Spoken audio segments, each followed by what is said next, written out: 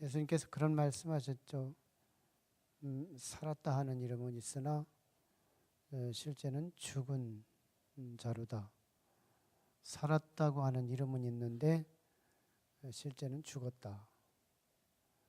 예, 그것을 예수님 당시 사람들을 향해서 그렇게 말씀을 해 주셨죠. 분명히 생물학적으로 살아있는 게 맞는데 그런데도 죽었다고 말해요. 전 그 부분이 한번 깊숙이 생각해 볼 필요가 있다고 봅니다.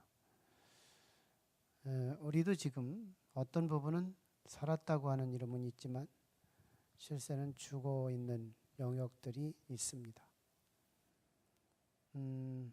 뭐 그렇지 않은 분도 계시겠지만 뭐 저는 술은 뭐 내 거라고 생각을 안 해요. 술 쪽에는 조금도 사볼까? 숨어서 먹어볼까? 뭐 이런 마음이 없어요. 술을 봐도. 예. 저는 술에 대해서 죽었어요. 죽음이 뭐예요? 죽음은 환경에 대해서 아무것도 못하는 거예요. 아무것도 못하는 거예요. 놓으면 논 대로 놓여지는 거예요. 들면 드는 대로 들려지는 거예요. 던지면 던진 대로 던져지는 거예요. 이게 죽음의 정의예요. 죽은 사람은 이렇게 막 이렇게 그 장의사들이 이렇게 시신을 막 씻는 얘기를 가끔씩 듣는데 어떤 분은 여성이 그걸 해요. 여성이 그걸 하는데 천직이다 할 만큼 공감되는 것은 아니 어떻게 여자분이 그런 일을 하세요? 이렇게 물으면 뭐가 어때서 그래요? 다시 되물으면서 그분은 이게 참 시신처럼 이쁜 존재가 없다는 거예요. 너무 이쁘다는 거예요. 그렇게 이쁠 수가 없대요. 이거 천지가 아니에요? 이 하늘에서 준 마음 아니겠어요? 그 마음 없이 그거 어떻게 감당해요? 무서워서도 안 되고 더러워서도 안 되고 우리는 그러잖아요.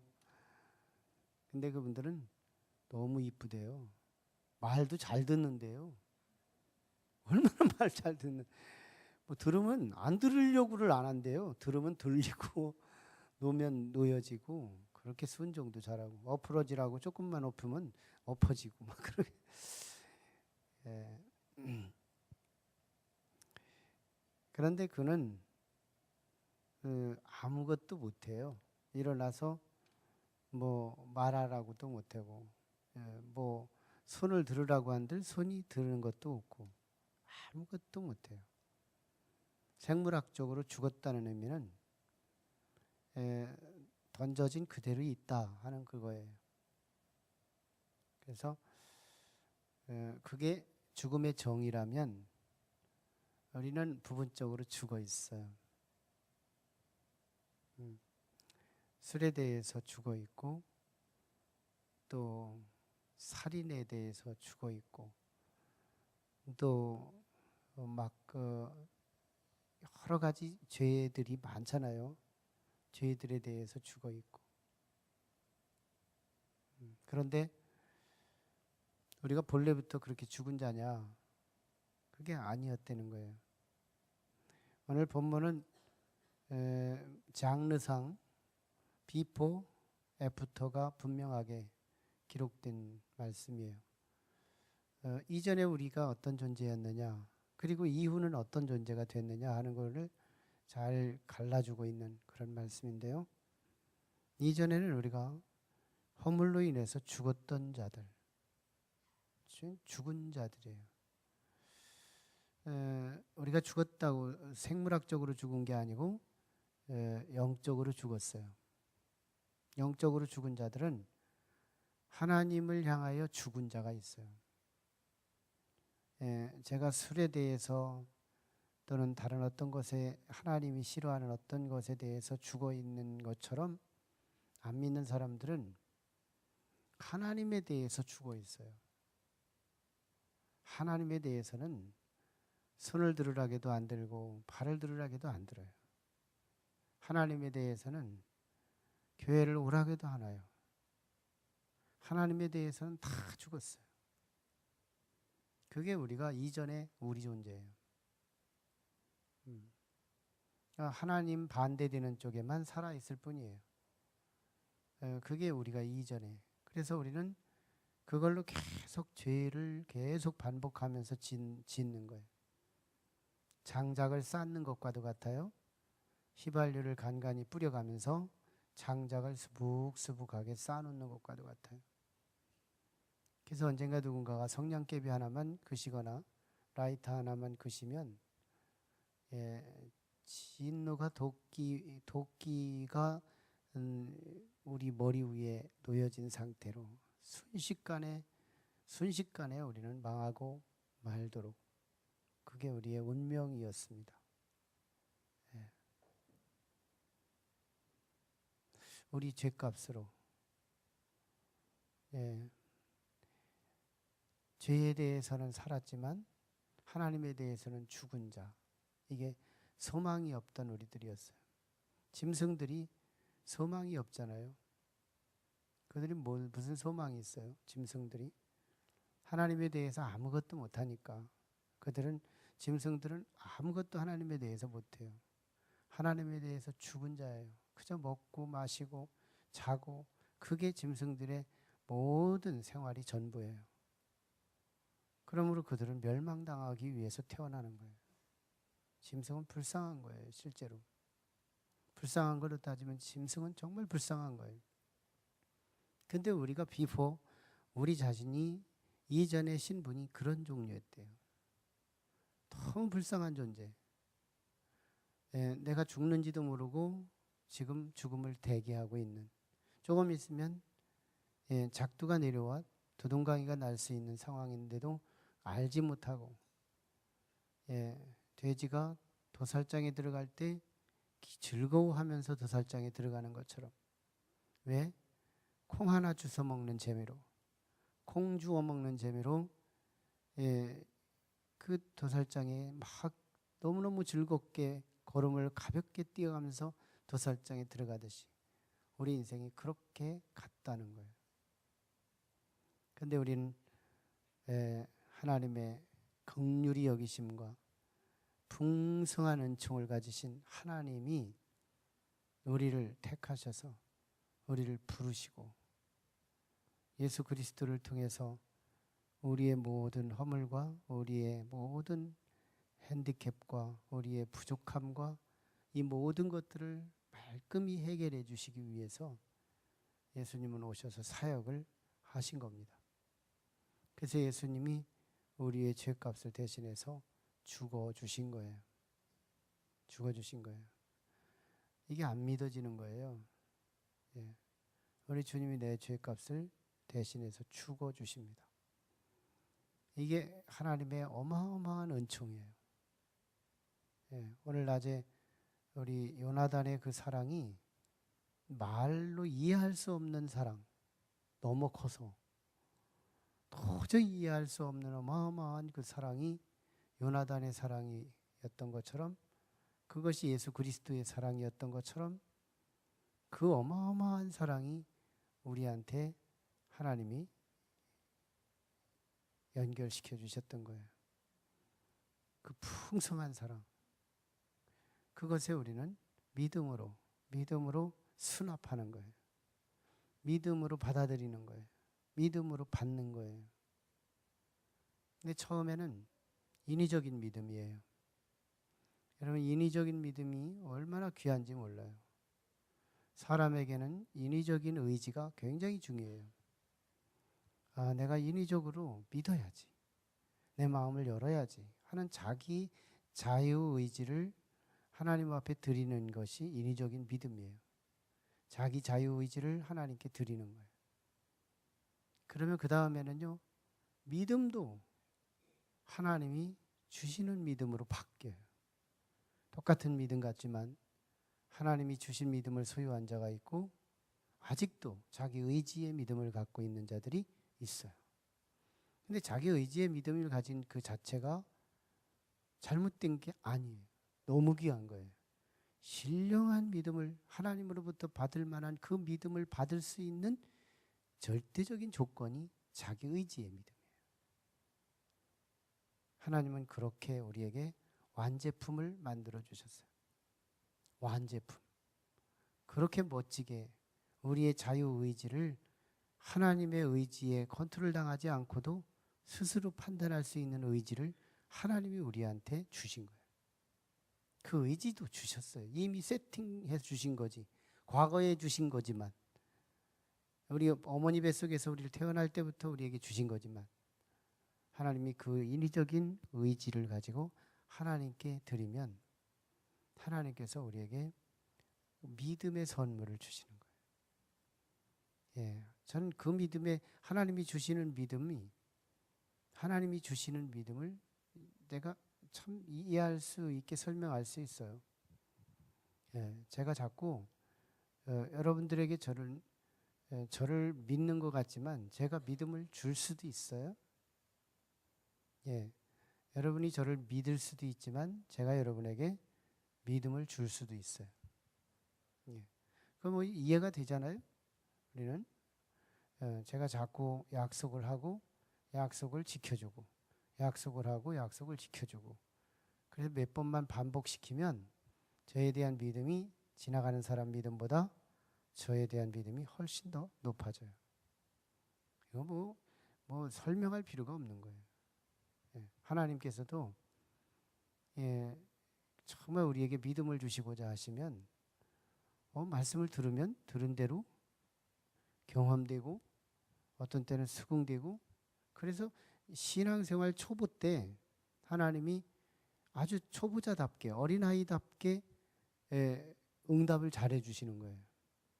믿음의 신앙이 좀 이렇게 커지면요, 하나님께서도 우리를 훈련의 대상으로 삼으시고 때로는 기도의 응답을 딜레이 시키고 노하기도 하시고, 그러면서 이렇게 훈련을 하시고 기다리는 훈련을 하시면서 믿음을 양육하시기도 하는데요. 우리의 믿음이 초기 때는 직방직방으로 응답해 주실 때가 있어요. 뭐 아까 여기 계시던 우리 이순희 성도 바빠서 가셨지만, 저분이 우리 신앙생활 한 지 한 1년 조금 남짓 됐을 거예요. 얼마 되지 않으신 분이에요. 예, 초창기에 믿음 가지셨을 때 저분이 참 부적 많이 샀죠. 부적 많이 사가지고 참 몇천만 원 정도 들어가서 샀던 분이시죠. 근데 예수를 딱 믿고 하나님께 기도를 시작하는데 여러 가지를 응답해 주시는 거예요. 직방직방으로. 그리고 저분의 입술로 고백을 했던 거예요. 여기 계셨으면 얘기했을 텐데. 예? 아니 내가 이런 줄 알았으면 벌써 예수 믿을 걸 그랬다고. 아니 부적을 몇천만 원짜리를 사도 아무것도 이루어지지 않는데 이거 거짓말이라는 것을 자기가 인정했던 거죠. 근데 하나님은 직방직방 이렇게 들어주시는 거예요. 초기 신앙이었으니까. 그래서 제가 그때 일침을 줬어요. 네, 그래요. 지금 초기 신앙에 하나님 앞에 많이 기도하세요. 지금이 하나님이 열리신 시간이에요. 하나님이 지금 우리 성도님한테 주시는 은혜의 시간이에요. 그러니 많이 구하세요. 그 대신에 언제나 그렇게 응답되는 게 아니에요. 지금 응답될 때 많이 구하세요. 제가 그러고 온 거예요. 하나님께서 조금만 신앙이 크면 줬다 안 줬다를 반복하시면서 이게 뭐지? 자꾸 이렇게 다시 물음을 갖게 하면서 신앙을 연글게 해요. 신앙을 더 와이드해지게 하고 신앙을 성장하게 만들고 신앙의 깊이를 두기 위해서 하나님은 자꾸 이렇게 바로바로 직방직방 하지 않아요. 기도의 훈련이 중요하니까. 예, 그런 것처럼 하나님이 믿음을 이렇게 주면 믿음이 생기는 거예요. 우리 초신자인데도요, 저 사업하면서 11조 다 드려요. 믿음이 없이 그게 될까요? 초신자인데도. 예. 믿음 없이는 못하는 거예요. 믿음이 있으니까. 하나님이 믿음을 주신 거예요. 공급해 주시는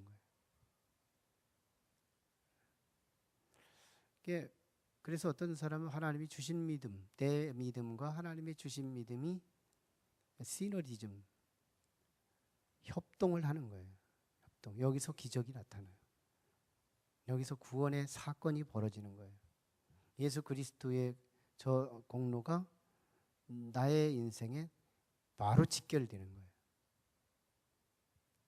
그래서 하나님의 은혜에 의하여 믿음으로 말미암아 구원을 받는 것인데 이것은 내 행위가 없는 거예요. 그래서 구원의 일말은 선물이에요. 하나님의 선물이에요. 다시 말하면 지금은 우리가 참 영적인 세계에 너무 희미해요. 다시 말하면 바울 시대에 청동기 시대였대요. 바울 시대는 청동기 시대였다는데 그런 청동기 시대 때 거울 같은 경우는 하나의 그 쇳덩어리를 납작한 쇳덩어리를 헝겊대기로 맨질 막 계속 문질거리면 사람이 자기 얼굴이 은연중에 비춰진대. 그때 시계 거울이었어요. 거울. 그때 시계 그 거울. 희미하게 자기 얼굴을 보면서 띠검장 묻었으면 띄고 이러고 살았던 시대였어요. 고린도전서에 나오는 이 말씀들이 그때 시대적 배경을 가지고 거울을 보는 것 같이 희미하나 이렇게 말씀하잖아요. 우리가 참 영적인 세계에 대해서 지금 거울을 보는 것처럼 너무 희미해요. 사실 저도 설명하지는 못해요. 다 희미해요. 근데 하나님의 말씀을 통해서 우리가 볼 때 하나님 나라 도착하면 천국에 가면 그때 얼굴과 얼굴을 직면하는 것처럼 얼굴과 얼굴을 대면하여 보는 것처럼 선명하게 나타난다잖아요.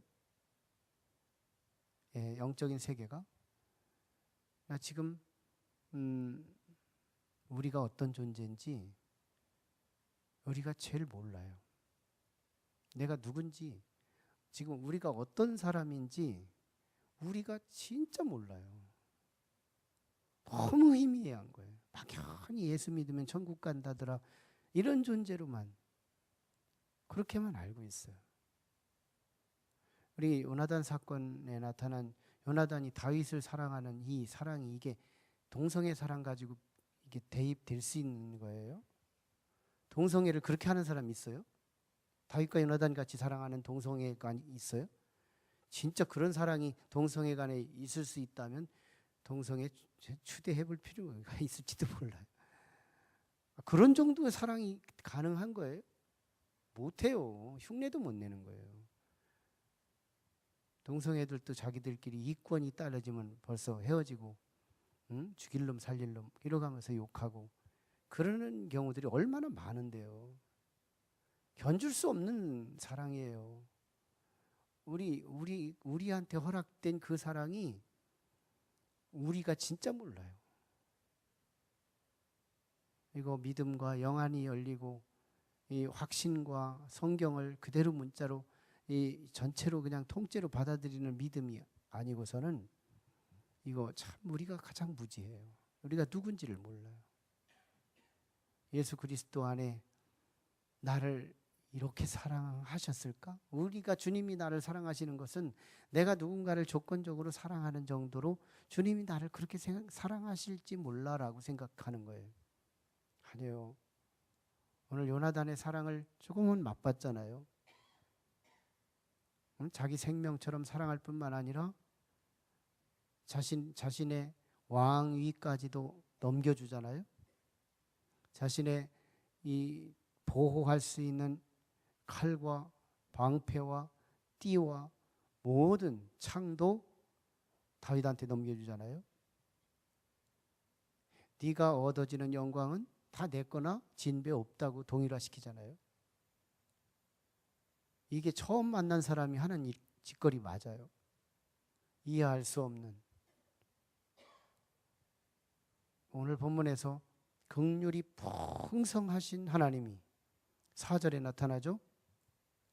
긍휼이 풍성하신, 7절에는 하반절에 그 은혜의 지극히 풍성함을, 하나님의 이 풍성함은 우리가 모르는 거예요. 지금 몰라요. 지금 우리가 어떤 존재인지 그냥 안 믿는 사람들과 비일비재, 뭐 나는 믿는 사람, 그 사람 안 믿는 사람, 이렇게 구분하는 존재로서 다가 아닌 거예요. 우리는 진짜 이상한 존재예요. 우리는 대단한 존재라니까요. 우리가 진짜 모른다니까요. 우리는 어마어마한 사랑을 받고 사는 존재예요. 어마어마한 선물을 받고 있는 존재예요. 나는 의심하지 말고, 그거 의심한다고 돈 뺏기는 거 아니니까 의심하지 말고 우리 성도들이 가슴을 확 열고 그대로 아멘, 아멘이다. 지금 죽어도 나는 정말 나는 예수 그리스도 그분이 나의 선물이라면, 그분으로 인하여 내가 구원받아서 천국 시민이 이곳에 잠깐 소풍 나왔다면, 우리 천국 시민이잖아요. 그런데 이쪽에 잠깐 소풍 나온 거예요. 다시 돌아가면 그 사랑이 이제 눈으로 보듯이 보는 날이 올 텐데, 아마 천국에도 기절하는 뭐가 있다면 내 자신 때문에 기절하는 사람도 있을 수 있어요. 천국이니까 완제품이, 우리가 기절은 상상할 수 없는 일이겠지만 아마 천국의 사건은 대단한 사건이에요. 긍휼이 풍성하시고 은혜가 넘치고 풍성하신 그 은총이 우리에게 쏟아져 붓는 구원의 은혜가 선물로 주셨대요. 선물로 주셨대요. 근데 웬일이죠? 우리가 그걸 믿고 있다는 거예요. 우리가 그걸 지금 믿고 있다는 거예요. 이것이 어마어마한 사건인 거예요. 하나님이 이걸 도와주시고 계신 거예요. 믿음은 절대로 성령의 역사예요. 성령이 돕지 않으면 절대로 믿을 수가 없어요. 안 믿는다니까요. 저는 이 불신자들에 대한 접촉을 참 많이 해본 가락이 있어요. 불신자들 성향을 알고 그들은 참 너무너무 비겁한, 자기 자신의 비겁함을 못 봐요. 예. 참 얼마나 자기 자신의 정직하다고 말하면서 비정직하고 이중적이고 그런 모습 참 많이 봐요. 근데 그들에게 복음을 전해보고, 더군다나 운명 직전에 그들에게 복음을 전해보면 열이면 한둘 건질까 말까요. 안 믿는 분 돌아가실 때에 병원에서, 중환자실에서 또는 가정에서 접촉할 때 보면요, 10명, 운명을 보내드리면 한두 명 건질까 말까요. 그래서 이거 믿음이라는 게, 이거는 아무나 믿는 게 못 되는 거구나. 이거 안 믿어지는데 이게 돈 준다고 믿어져요? 안 믿어지는데 이게 때린다고 믿어요? 안 믿어지는데 이게 협박한다고 믿어요? 그런데요, 우리 믿어지잖아요. 설하자매 믿어지지. 식은 죽 먹기 아니야? 우리 김강수 집사님 식은 죽 먹기, 아멘?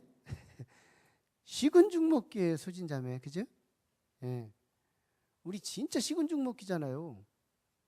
그게 선물인 거예요. 되잖아요, 우리 되잖아요. 그렇게 하고 싶어도요, 우리가 미친 사람으로 보이는 거예요. 우리가 미친 사람으로 보이는. 근데 다시 물어요. 우리 미쳤어요? 뭘 아멘요. 지금 내가 묻는 의도를 모르고. 우리 진짜 미친 거 맞아요? 아니, 다윗이 진짜 미쳤어요? 골리앗 앞에 갈 때 미쳐서 간 거예요? 두렵고 떨리는 마음 그대로 간 거예요. 안 미쳤어요. 정상이에요. 우리 정상인이잖아요. 의사한테 진단해 볼까요? 이근성 집사님 진단해 보면 지극히 정상, 노르몰 이렇게 나올걸요. 지극히 정상이에요, 우리 다. 그런데 우리는 똑같아요. 다 정상이에요. 안 믿는 사람도 정상 데이터가 나와요. 우리도 정상 데이터가 나와요. 그런데 이성 코드 다 똑같아요. 안 믿는 사람도 우리도 아무 이상 없어요. 근데 왜 우리는 믿는데 그렇게 쉬운 거예요? 믿는데 너무 쉬운 거예요. 이거 택함 받은 자의 증거인 거예요. 택함 받은 것의 증거라니까. 선물이기 때문에 그래요. 우리 안에서 그게 오토매틱이 되는 거예요. 이 믿음으로 어마어마한 것을 붙들고 있는 거예요, 지금. 이거 뺏기지 말아야 돼요. 그래서 마귀는 우리 주변에서 서성이는 거예요. 그럴싸한 이유들로 우리 주변에서 이 믿음 뺏으려고 막 서성서성 거지처럼 대기하고 있는 거예요. 도둑처럼 대기하고 있는 거예요. 우리 정말 선물, 하나님이 주신 선물이에요. 그래서 우리는 구원받았어요. 우리가 구원받으려고 사실은 어떤 착한 선행과 공로가 없어요. 그래서 이제 성령님이 우리를 장악하면 그게 조금 느껴지는 거예요. 그래서 성령을 자꾸 사모하라고 자꾸 말씀드리는 이유는 성령 받으면 그 세계가 조금은 느껴와요. 많이 받으면 더 많이 느껴져요. 그래서 하나님의 성령으로 그 영적인 세계, 하나님이 내게 구원해 주신 것에 대한 믿음이 느껴지는 거예요. 그러면 이제부터는 내가 잘나서 성도 되고, 내가 잘나서 유대인이 되고, 내가 잘나서 이스라엘 백성이 택함 받은 백성이 아니라 나는 진노의 자식이었는데 본래 나는 멸망받을 존재였는데 값없이 하나님은 나에게 무상으로 선물을 이렇게 주셨으니 이제는 뭐예요? 하나님 앞에 고마움이 바탕이 되는 거예요. 고맙다. 하나님 너무 고마우신 분이다. 성령이 조명해 주셔야 이게 우러나기 시작하는 거예요. 내가 이제부터 고마워야지 해가지고 고마운 게 아니에요. 믿음이 되듯이 고마움이 되기 시작하는 거예요. 하나님에 대해서 고마움이 살아나요. 하나님에 대해서 산 자가 됐으니까 고마움이, 우리 너무 식상하게 감사라고 자꾸 하니까 이제 고마움으로 표현하자고. 이 고마움이 하나님 앞에 살아나는 거예요. 그래서 너무 고마우면 뭐 할까요? 너무 고마우면 그 사람한테 실망시키지 않으려고 행동 거지를 조심하고 그 사람이 원하는 것이 무엇인지를 눈치채서 해서 그분을 기쁘게 해주려고 하고 그 사람에 대해 기대에 못 미치지 않도록 부지런해 보려고 하고 게으른 사람은 부지런해지고 말썽 지피던 사람은 착한 행동 거지로 나타나고 이게 구원받은 사람들의 성화의 시작인 거예요. 우리는 이제 착해야지 해서 착한 게 아니에요. 우리는 너무 고맙구나. 너무 고마우니까 내가 하나님을 위해서 하나님을 기쁘게 해드려야지, 하나님께 실망시켜드리지 않아야지 해가지고 하나님의 마음에 드는 게 뭘까? 하나님의 취향이 뭐지?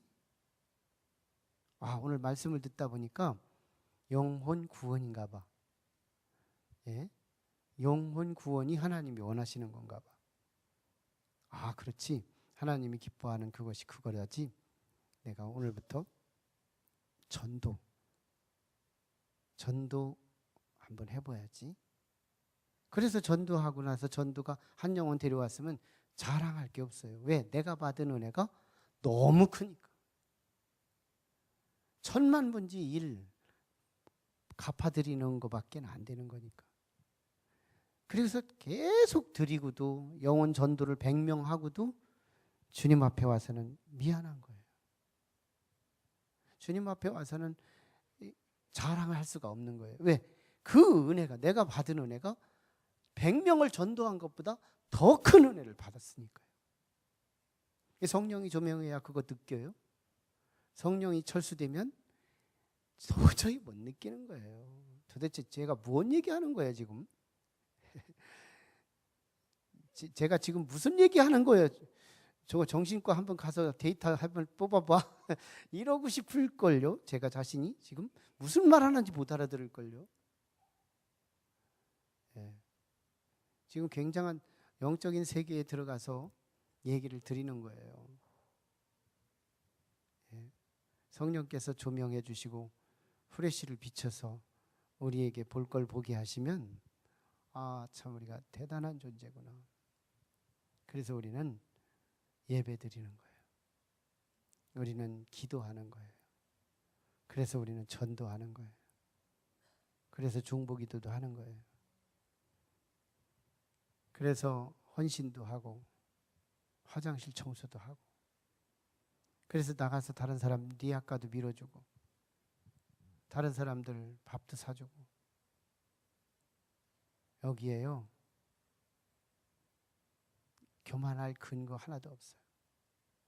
자랑할 것도 없어요. 그렇다고 그래서 너는 왜 그거 안 하고 있어? 정죄당할 것도 없어요. 율법에 근거한 행위가 아니기 때문에 은혜에 근거한 행위이기 때문에 정죄를 당하지 않아요.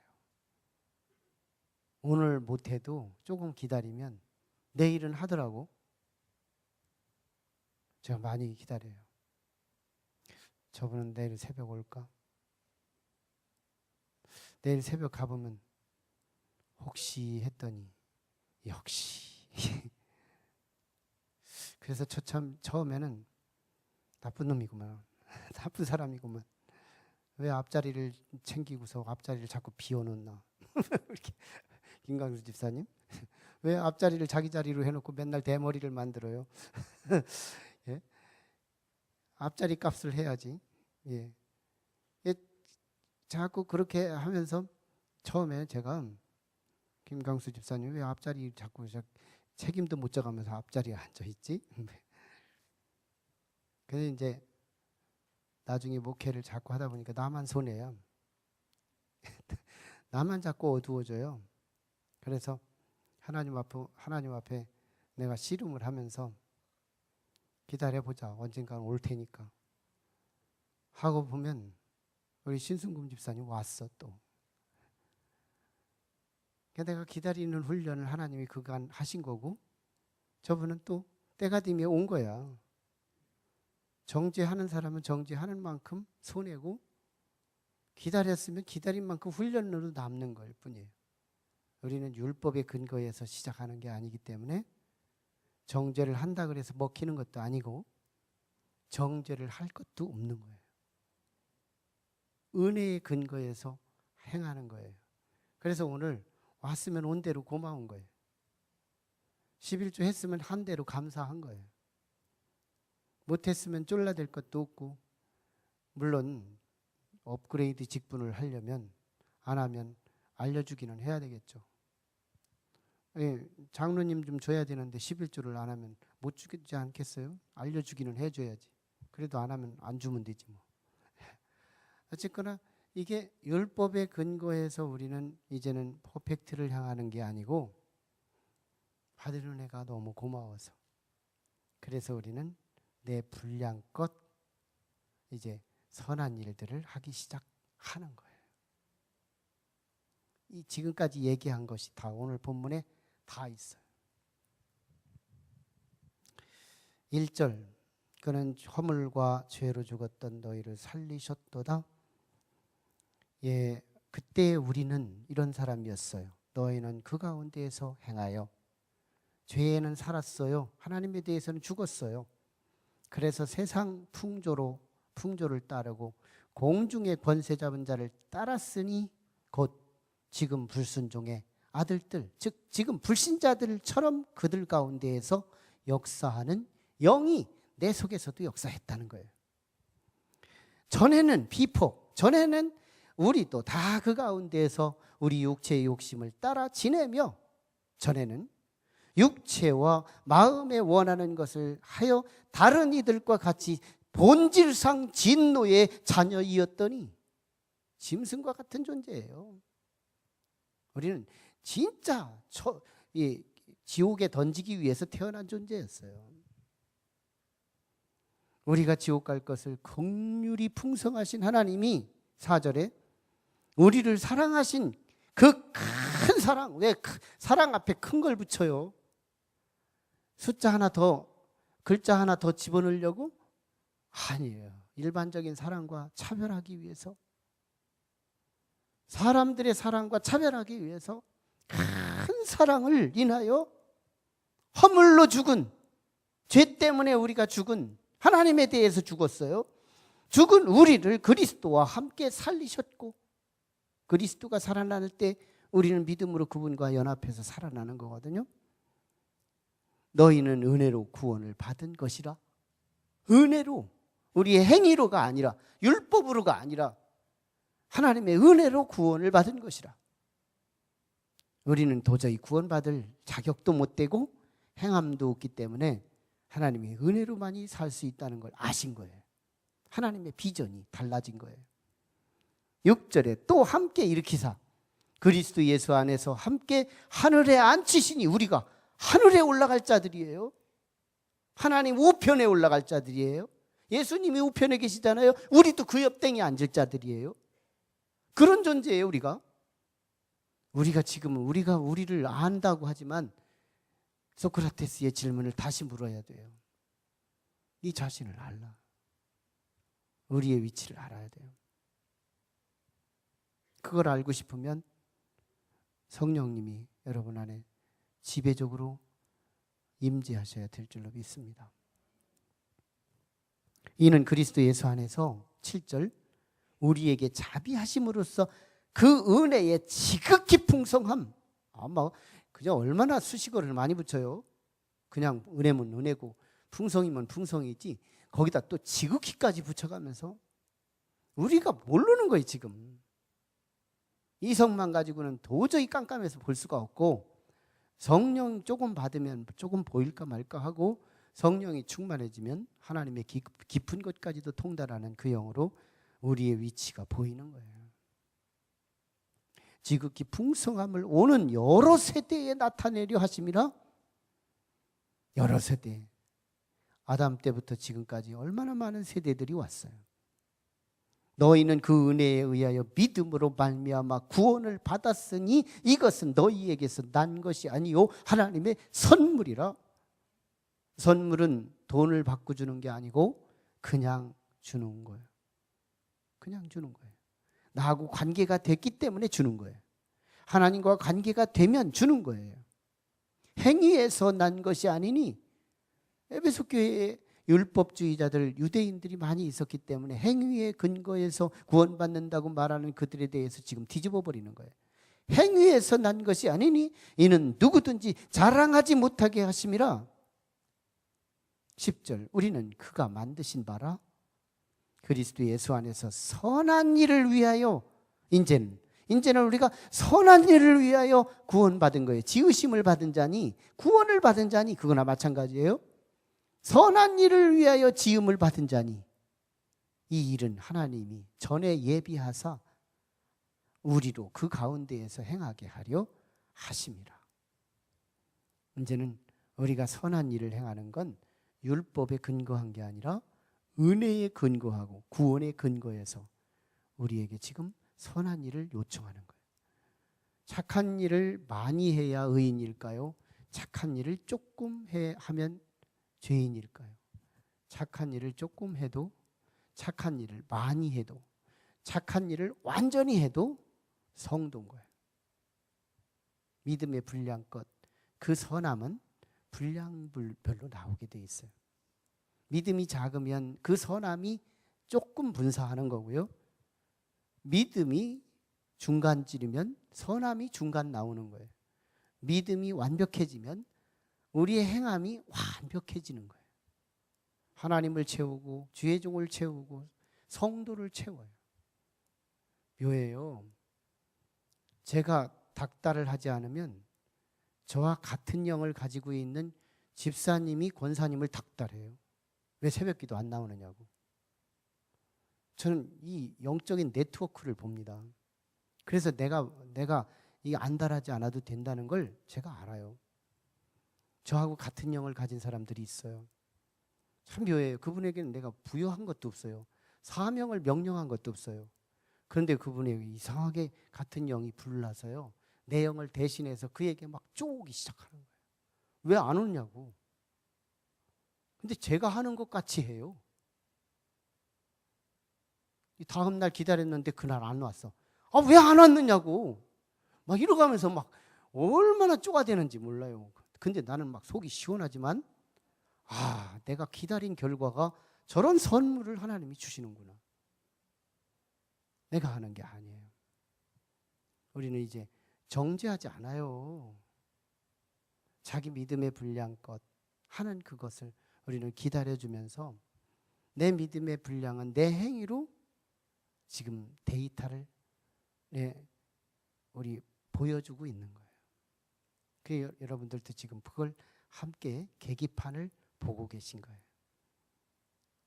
우리 김강수 집사님은 방수미 권사님의 계기판을 내일 새벽에 또 보세요. 어마어마한 부담을 받지 마시고 계기판을 보는 거예요. 계기판. 당신은 기름 쬐끔 들었구나. 당신은 기름 많이 들었네. 다 계기판 보시는 거예요. 하영미 권사님 내일 새벽에. 아무튼 우리의 행위는 계기판일 뿐이에요. 그냥 볼 뿐이에요. 기름 적게 넣었다고 정죄하면 안 되는 거예요. 시간 되면 주유소 가서 기름을 넣을 때가 있어요. 우리의 행위는 정죄의 대상이 아니고 우리의 행위는 기다려주고 조금만 기다려주면 그 속에서 하나님이 채워서 나보다도 더 한 발 앞선 자가 될 수 있어요. 지금 에베소서에서 참 너무너무 귀한 요절의 말씀을 녹여버린 거예요. 기도하겠습니다.